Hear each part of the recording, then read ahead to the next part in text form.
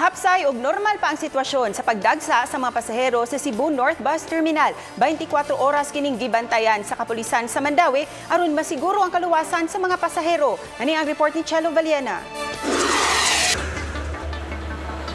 Pila mo rin biyahe ito ay? Ay, guys? Wala. Puro isla, puro magkaya, puro isla. Puro na magkaya. Nakikinapit si Mandawi City Police Office Director Senior Superintendent Julian Intoma sa pipila ka mga pasahero o bus drivers sa iyang pagbisita sa Cebu North Bus Terminal kaganihang buntag. Miapod-apod usab sila og mga leaflets nga nagtudlo sa mga angayang buhaton aron di mabiktima sa mga tao nga mopahimos sa higayon.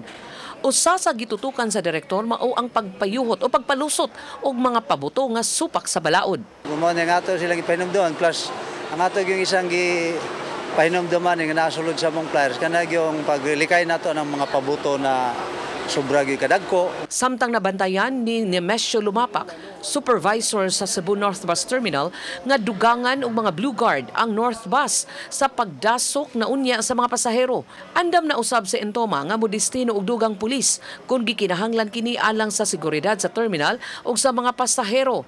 Apan giangko ni Lumapak nga 50% ang pagmenos sa mga pasahero itandi sa susamang mga petsa sa miaging tuig. Iyang banabana nga miabot sa 20,000 ka mga pasahero ang nagdasok sa North Bus Terminal. Apan karon adunay 10,000 na lang. Medyo ang atong pasahero ng mga tuiga medyo ni minus di pareha sa unang tuig nga portindagana. Normal ran siya.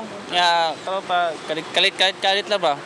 Ya unya inani ya gamara nya daw dagan sunod-sunod raman. Sukad pa kagahapon 24 oras nga gibantayan sa kapulisan ang North Bus Terminal ug mulungtad kini sa Disyembre 27. Yes sir, police visibility lang ang amo agi dire. Og panghatag sa aming mga flyers sa mga pasahero. Chelo Valiana, Balitang Bisdak.